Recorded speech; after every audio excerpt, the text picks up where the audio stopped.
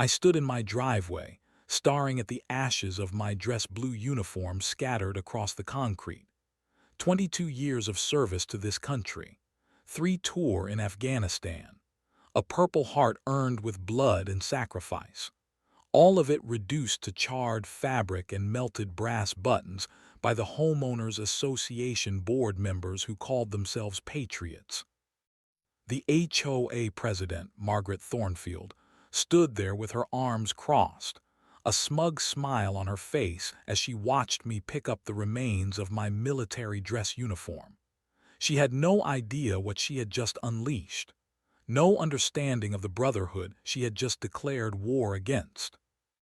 My hands trembled as I held the burned fabric, not from fear, not from sadness, from the kind of rage that only comes when someone desecrates everything you have sworn to protect.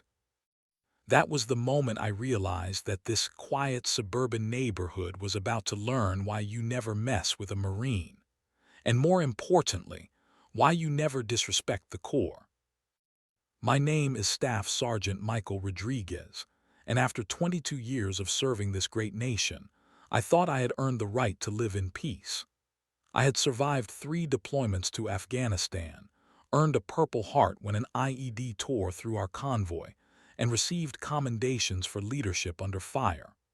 All I wanted was a quiet place to raise my family and enjoy the retirement I had worked so hard to achieve.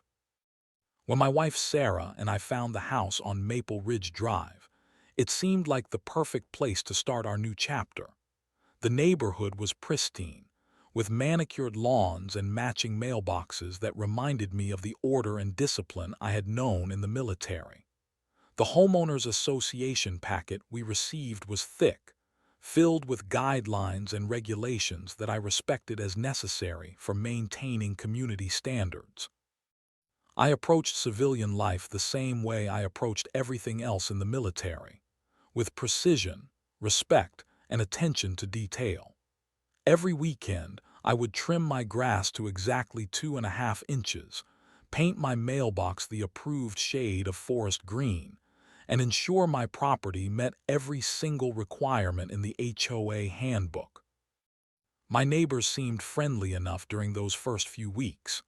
The elderly couple next door, Frank and Helen Morrison, welcomed us with homemade cookies and stories about their own military service during Vietnam.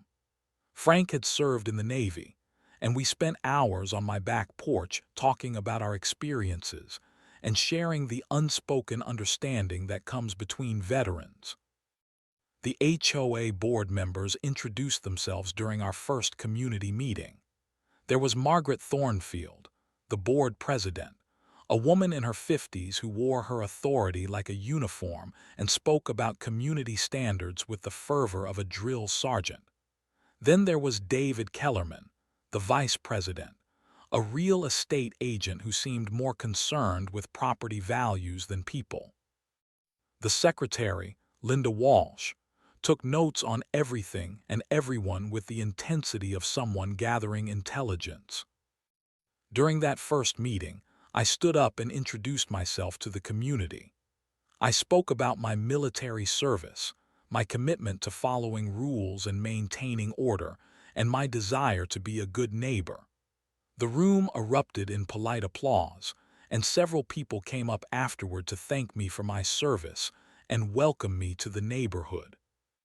Sarah and I settled into our new routine. She found work at the local elementary school as a teacher, and our 2 children, Emma and Jake, enrolled in the nearby middle school. We attended community events, participated in neighborhood cleanups, and followed every single rule in the HOA handbook without question or complaint. But I began to notice things, small things at first. The way Margaret Thornfield would drive slowly past my house, her eyes scanning my property for any possible violation. The way David Kellerman would measure the height of grass with a ruler, looking for any excuse to issue a citation. The way Linda Walsh would take photographs of homes and yards, building a file of evidence for future enforcement actions. I had learned in the military that attention to detail could mean the difference between life and death. In civilian life, I was discovering that the same attention to detail could be used as a weapon against your neighbors. The HOA board members were not maintaining community standards. They were hunting for violations, seeking opportunities to exercise power over people who had trusted them with authority. Still, I maintained my military bearing. I followed every rule, paid every fee, and treated everyone with the respect I had been taught to show authority figures. I believed that if I did everything correctly, if I followed the chain of command and respected the system, everything would work out fine. I was about to learn how wrong I could be. The first violation notice arrived on a Tuesday morning, exactly 6 weeks after we moved into the neighborhood. I found it tucked under my windshield wiper, a bright yellow paper that stood out like a warning flag against the black paint of my truck. Violation notice: unauthorized vehicle display. The header read in bold red letters. Below that, a detailed description of my alleged infraction. My pickup truck, a Ford F-150 that I had owned for 8 years, was apparently parked at an improper angle in my own driveway. According to the notice, all vehicles must be parked parallel to the garage door, not at the diagonal angle I had chosen for easier access. I read the notice 3 times, checking the handbook to confirm the regulation. There it was, buried on page 47 in small print. A rule so specific and arbitrary that it seemed designed to trap homeowners rather than improve the community. The fine was $50, due within 10 days. I walked over to Frank Morrison's house and knocked on his door. When he answered, I showed him the violation notice and asked if he had ever received anything similar. Frank shook his head and invited me inside for coffee. In 30 years of living here, I have never seen them enforce that rule, Frank told me as we sat at his kitchen table. Hell, half the neighborhood parks at angles. Look out your window right now. I looked, and Frank was right. At least 6 houses on our street had vehicles parked at various angles. None of them had yellow violation notices under their windshield wipers. "You are being targeted, son," Frank said quietly. "I have seen it before. They pick someone and make their life hell until they either fall in line or move away." I paid the $50 fine and repositioned my truck, but the violation notices kept coming. Every week brought a new yellow paper with a new arbitrary infraction. My mailbox was 2 inches too far from the curb. My garden hose was visible from the street when coiled behind my air conditioning unit. My American flag was displayed past sunset without proper illumination, despite the fact that I had installed a spotlight specifically for that purpose. Each violation came with a fine: $50, $75, $100. The amount seemed random, as if someone was making them up on the spot. I paid each fine without complaint, documenting everything with photographs and receipts, following the military principle of maintaining accurate records. Margaret Thornfield began showing up at my door unannounced, clipboard in hand, always finding something wrong. She would stand in my driveway with her measuring tape and calculator, documenting the height of my grass, the placement of my garbage cans, the angle of my car doors when I opened them to unload groceries. "Mr. Rodriguez," she would say with false politeness, "I am sure you understand that maintaining community standards requires everyone to follow the same rules." "Yes, ma'am," I would respond, maintaining the respectful tone I had used with superior officers throughout my military career. "I am committed to following all community guidelines." But the harassment continued to escalate. David Kellerman started taking photographs of my property from the street, sometimes arriving as early as 6 in the morning with his camera and telephoto lens. Linda Walsh would drive by multiple times each day, slowing down to stare at my house before making notes on her ever-present clipboard. My children began to notice. Emma, my 13-year-old daughter, asked why the mean lady was always taking pictures of our house. Jake, my 10-year-old son, wanted to know why we kept getting in trouble when we were following all the rules. Sarah grew frustrated with the constant stress. She would find me at the kitchen table late at night, reading through the HOA handbook and trying to find any rule I might have missed, any regulation I might have violated without knowing it. "This is not normal, Michael," she told me one evening after the 5th violation notice that month. "Normal people do not live like this. Normal communities do not treat their neighbors like criminals." I knew she was right, but I also knew that fighting the system rarely worked out well for the person doing the fighting. I had seen soldiers destroy their careers by challenging authority, even when they were right. I had learned that sometimes the best strategy was to follow orders, keep your head down, and wait for the situation to improve. I was about to discover that some situations do not improve. They only get worse. The attack on my military service began 3 months after we moved in, during the week before Memorial Day. I had installed a small memorial display in my front yard, honoring the Marines who had died during my deployments. It was simple and tasteful. A small granite stone with the names of my fallen brothers, surrounded by red, white, and blue flowers that Sarah had planted with military precision. The violation notice that appeared the next morning was different from the others. Instead of a yellow paper, it was an official-looking document printed on HOA letterhead with multiple signatures at the bottom. "Violation Notice Unauthorized Memorial Display and Political Statement," the header read. Below that, a paragraph that made my blood boil with every word. "The memorial display in the front yard of 1247 Maple Ridge Drive violates Section 12.3 of the Community Guidelines, which prohibits political statements, religious displays, and unauthorized decorative elements. The homeowner is required to remove this display within 48 hours or face escalating fines and potential legal action." I read the notice 5 times before I trusted myself to speak. Then I called the HOA office and requested an immediate meeting with the board. Margaret Thornfield agreed to meet with me that afternoon in the community center conference room. She arrived with David Kellerman and Linda Walsh, all 3 of them carrying thick folders and wearing expressions of practiced authority. "Mr. Rodriguez," Margaret began before I could even sit down, "I am sure you understand that community standards apply to everyone equally." "Ma'am," I replied, keeping my voice steady and respectful, "that memorial honors Marines who died serving our country. It is not a political statement. It is a tribute to American heroes." "Nevertheless," David Kellerman interrupted, "the guidelines are clear about unauthorized displays. If we make exceptions for you, we would have to make exceptions for everyone."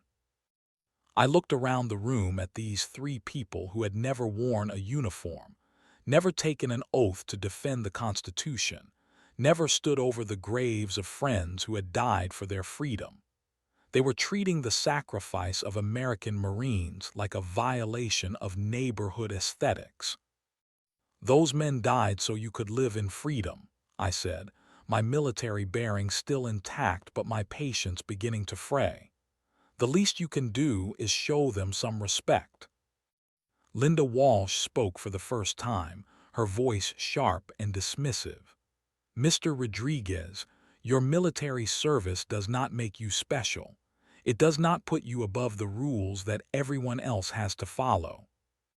That was the moment I realized these people were not interested in community standards. They were interested in power, and they saw my respect for authority as weakness to be exploited. I left the meeting without removing the memorial. That night, I received a phone call from Margaret Thornfield. "Mr. Rodriguez," she said, her voice cold and threatening, "if you do not remove that display by tomorrow evening, we will have it removed for you." "Ma'am," I replied, "that memorial stays where it is." The next morning, I woke up to find additional items in my yard. Someone had left a small American flag next to the memorial stone, along with a handwritten note. "Thank you for your service.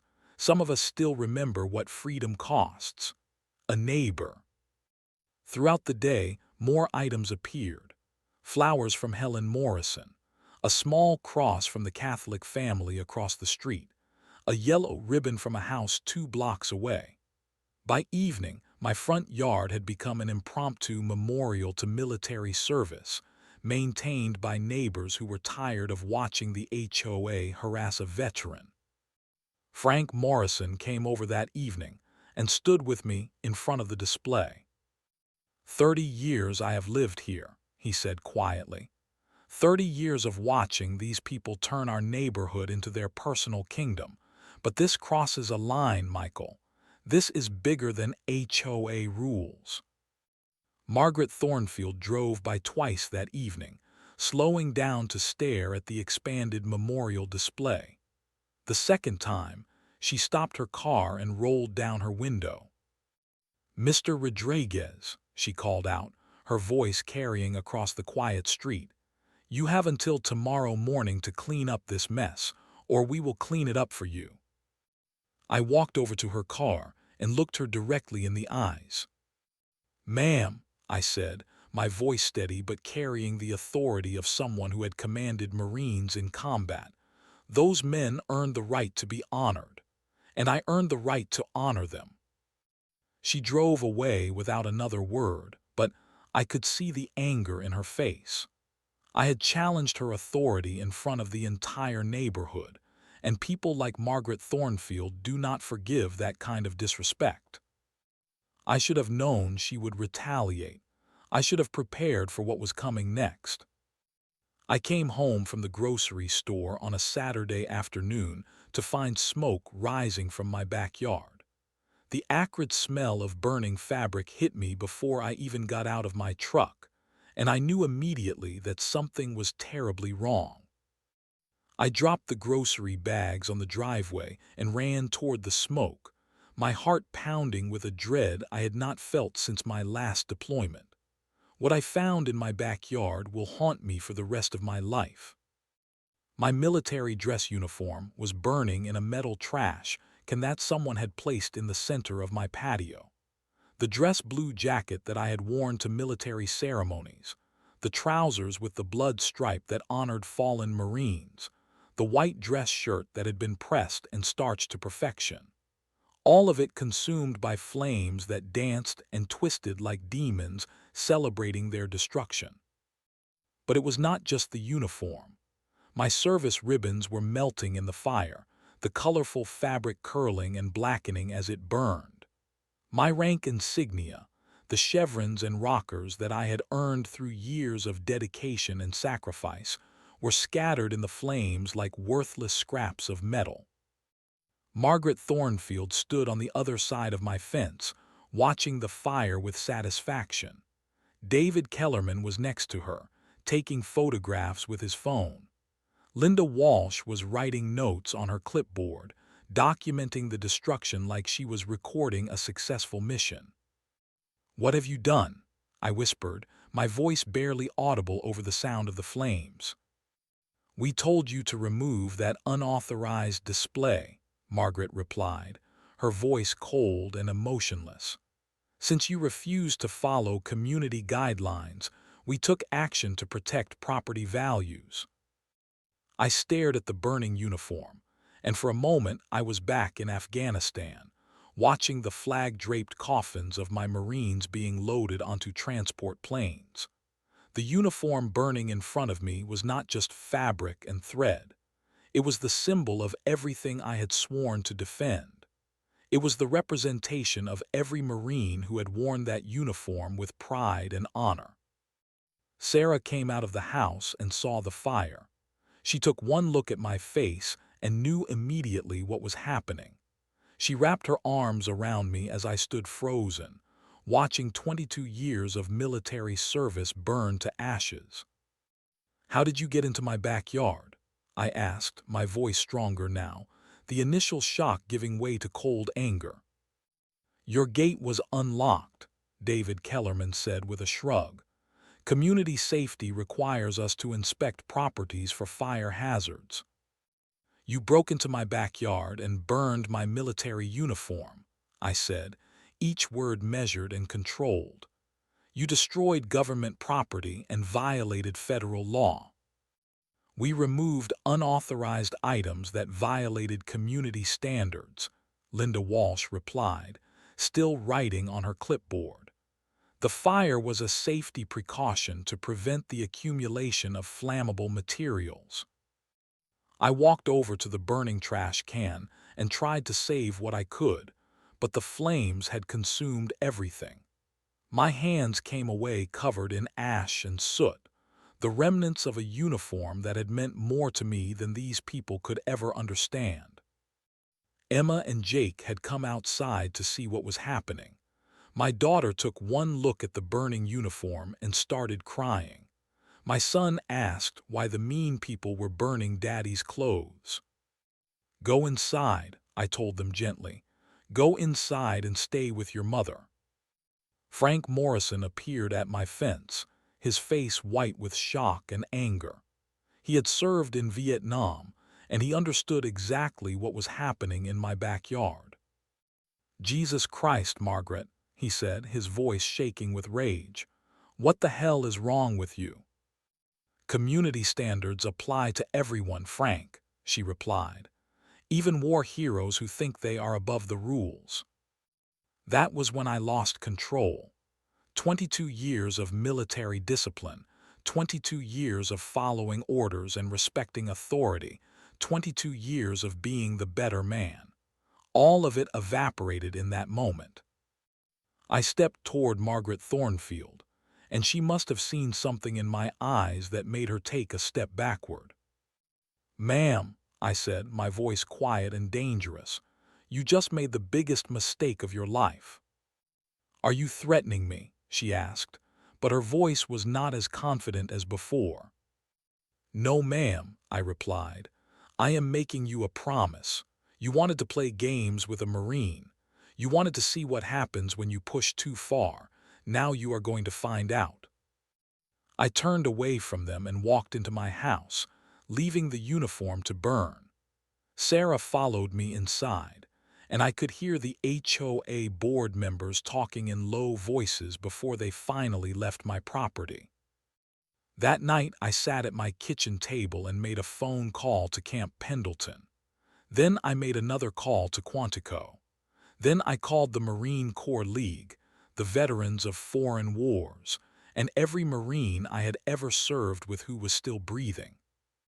By morning, the entire Marine Corps was going to know that someone had burned a Marine's uniform, and they were going to know exactly who had done it. The first phone call came at 6 in the morning. It was from my old platoon sergeant, Gunnery Sergeant Torres, calling from Camp Lejeune. "Rodriguez," his voice crackled through the phone, "I just heard what happened. Tell me you got pictures of those pieces of trash burning your dress blues." "I got pictures, Gunny," I replied, still sitting at my kitchen table with my laptop open and a cup of coffee growing cold. "I got video too." "Good, send everything to me right now. I am calling the commandant's office as soon as we hang up." Within an hour, my phone was ringing constantly. Marines from bases across the country were calling to offer support, to volunteer their time, to ask what they could do to help. The story was spreading through the Marine Corps network faster than wildfire, carried by men and women who understood that an attack on one Marine's uniform was an attack on all of us.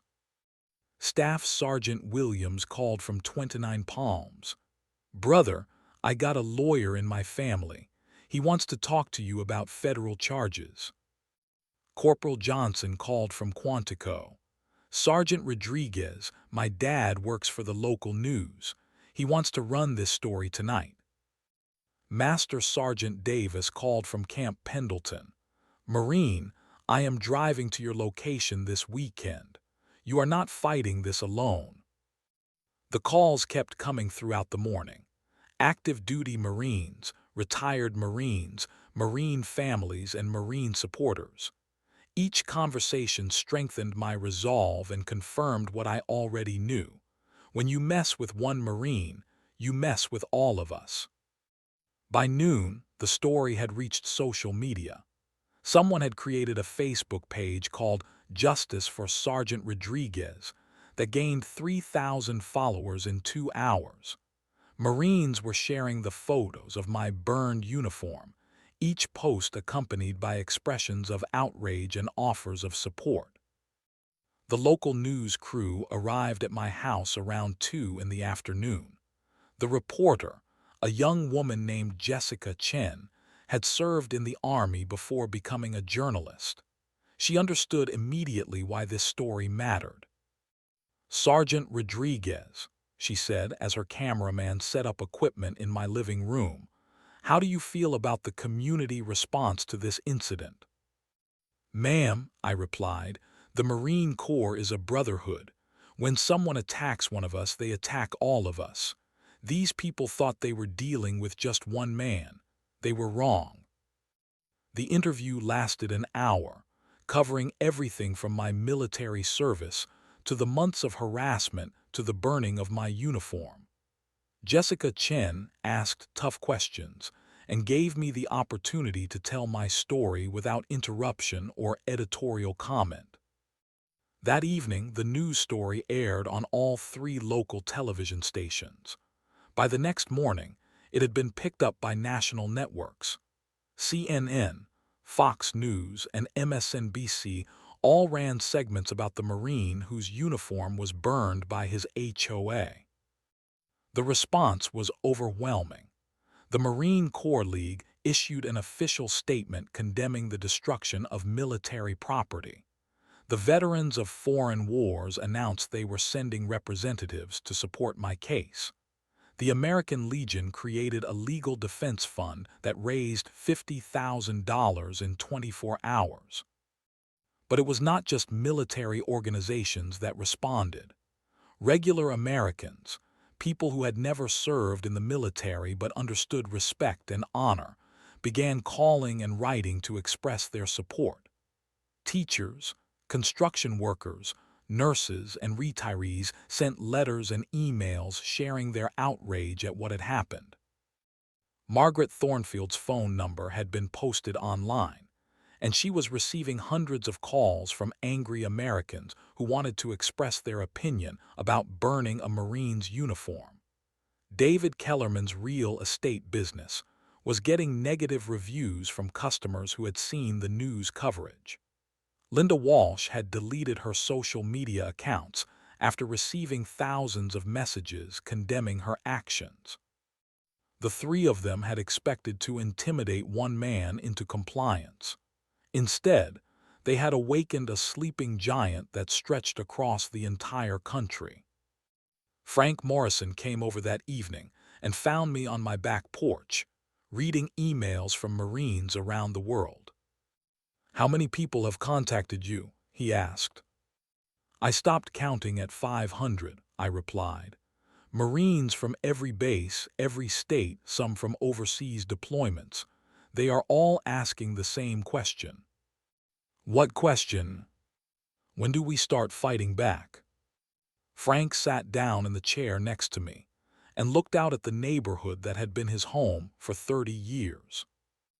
"You know," he said quietly, "in all my years of military service, I never thought I would see Americans burn a Marine's uniform.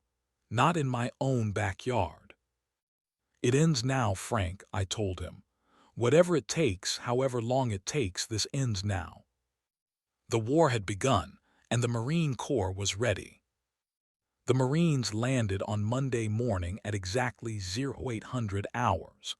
Master Sergeant Davis had driven through the night from California, arriving with a carload of active-duty Marines who had taken leave to support their brother. Staff Sergeant Williams flew in from Nevada with his lawyer cousin, a former Marine JAG officer who specialized in federal civil rights cases. By noon, my quiet suburban street looked like a military staging area. Marines in dress uniforms stood at attention in my front yard, creating an honor guard around the memorial that had started this entire conflict. Veterans from 3 states had driven in to show support, their cars and trucks displaying military license plates and unit stickers that told the story of American service and sacrifice. The media presence was overwhelming. News trucks from major networks lined both sides of Maple Ridge Drive, their satellite dishes pointing skyward like modern artillery. Reporters interviewed Marines and veterans, capturing testimony from men and women who understood exactly what it meant to burn a military uniform. Colonel Martinez, a Marine Corps public affairs officer, had flown in from Washington to coordinate the response. He stood on my front porch and addressed the gathered crowd and media. The United States Marine Corps does not tolerate disrespect toward our service members or the symbols of their service, he said, his voice carrying the authority of 30 years in uniform. When someone burns a Marine's dress uniform, they attack the honor and sacrifice of every Marine who has ever worn that uniform. The legal response was swift and overwhelming. The lawyer that Staff Sergeant Williams had brought filed federal civil rights charges against the HOA board members, citing violations of religious freedom, destruction of government property, and harassment based on military status. The local district attorney, himself a Navy veteran, announced that his office was reviewing the case for possible criminal charges. But the real power came from the economic pressure. David Kellerman's real estate business collapsed within 48 hours as customers canceled contracts and refused to work with someone who had burned a Marine's uniform. Linda Walsh was fired from her job at the local bank after customers threatened to close their accounts. Margaret Thornfield discovered that her husband's law practice was losing clients who had seen the news coverage. The homeowners in our neighborhood began to understand what they had allowed to happen. Many of them had supported the troops with yellow ribbon magnets and Memorial Day barbecues, but they had stood by silently while their HOA harassed a veteran. Now they were seeing the consequences of their inaction. Mrs. Peterson from 3 houses down came over with tears in her eyes and an apology on her lips. "I am so sorry, Sergeant Rodriguez. I should have spoken up months ago when I saw what they were doing to you." Mr. Chen from across the street brought his teenage son over to meet the Marines who had come to support me. "My son needs to understand what honor looks like," he said. "He needs to see men who stand up for what is right." The HOA board members tried to fight back through legal channels, claiming that they had the right to enforce community standards regardless of a homeowner's military status. Their lawyer, a nervous man in an expensive suit, held a press conference that lasted exactly 7 minutes before he was overwhelmed by questions from reporters who had done their homework. "Do you believe it was appropriate to burn a decorated Marine's uniform?" asked Jessica Chen, the reporter who had first covered my story. The HOA was enforcing legitimate community guidelines, the lawyer replied weakly. "By committing federal crimes," pressed another reporter. The lawyer ended the press conference and retreated to his car, chased by cameras and shouted questions about the legal consequences of destroying military property. Meanwhile, the Marine Corps response continued to escalate. The commandant of the Marine Corps issued a personal statement supporting my case, and announcing that the Corps would provide legal assistance to any Marine facing similar harassment. Marine Corps bases across the country held ceremonies honoring the uniform that had been destroyed, with Marines donating their own dress uniforms to replace what had been taken from me. The story had grown beyond a simple neighborhood dispute. It had become a national symbol of respect for military service and the consequences of attacking American veterans. Editorial boards from major newspapers wrote columns condemning the HOA's actions. Talk radio hosts dedicated entire shows to discussing the case. Social media exploded with support for the Marine Corps and condemnation for the people who had burned my uniform. Margaret Thornfield, David Kellerman, and Linda Walsh had wanted to teach one Marine a lesson about following rules. Instead, they had taught the entire country a lesson about the power of the Marine Corps brotherhood and the price of disrespecting American service members. The war was almost over, and there was no question about who had won. The ceremony took place on a Saturday morning in November, exactly 6 months after the HOA had burned my uniform. The entire neighborhood gathered in the community park, along with hundreds of Marines, veterans, and supporters who had followed the story from the beginning. Margaret Thornfield, David Kellerman, and Linda Walsh were no longer members of the HOA board. They had resigned in disgrace after facing federal charges, civil lawsuits, and the complete destruction of their reputations. Margaret had moved out of the neighborhood entirely, unable to face the daily reminder of her actions. David's real estate business had closed permanently, and Linda had been forced to declare bankruptcy after losing her job and facing legal fees. The new HOA board, elected by homeowners who had learned the importance of choosing their leaders carefully, had completely rewritten the community guidelines. Military families were now specifically protected from harassment, and any homeowner displaying military symbols or memorials was exempt from decoration restrictions. Colonel Martinez stood at a podium decorated with Marine Corps flags and spoke to the assembled crowd about honor, sacrifice, and the meaning of military service. Behind him, a display case held my new dress uniform, donated by Marines from across the country who had contributed money, time, and materials to replace what had been destroyed. Today we honor not just one Marine, Colonel Martinez said, his voice carrying across the park, but every American who has worn the uniform in service to our nation. When someone attacks the symbols of military service, they attack the values that make our country great. The ceremony included the presentation of my replacement uniform, a moment that brought tears to my eyes and reminded me why I had been proud to serve. Young Marines from the local recruiting station performed a flag-folding ceremony, their precise movements a testament to the discipline and honor that had been mocked by the former HOA board. Frank Morrison, now serving as the new HOA president, spoke about the lessons learned from the past year. We allowed our community to be controlled by people who forgot that freedom is not free, he said.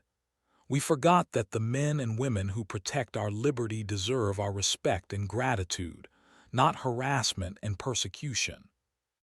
Sarah and the children were given places of honor during the ceremony, recognition of the sacrifice that military families make every day. Emma and Jake had learned difficult lessons about standing up for what is right, even when it is difficult or dangerous. The legal resolution had been comprehensive and satisfying. The federal charges against the former HOA board members resulted in convictions for destruction of government property and civil rights violations. The civil lawsuit provided financial compensation that we donated to military charities supporting veteran families facing similar harassment. More importantly, The case had established legal precedents protecting military families from HOA discrimination.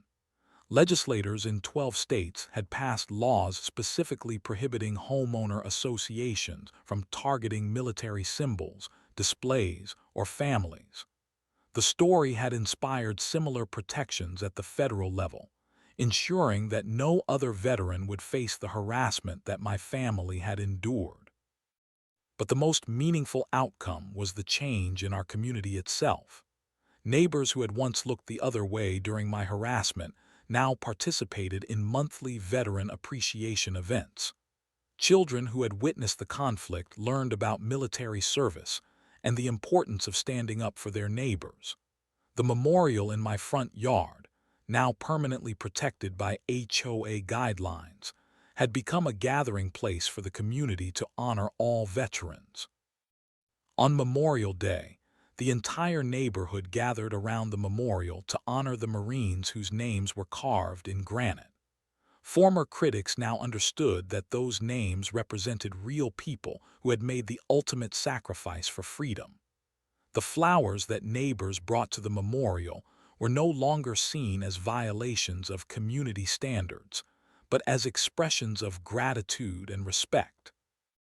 As I stood in my dress uniform that November morning, surrounded by Marines and neighbors who had become friends, I reflected on the journey that had brought us to this moment.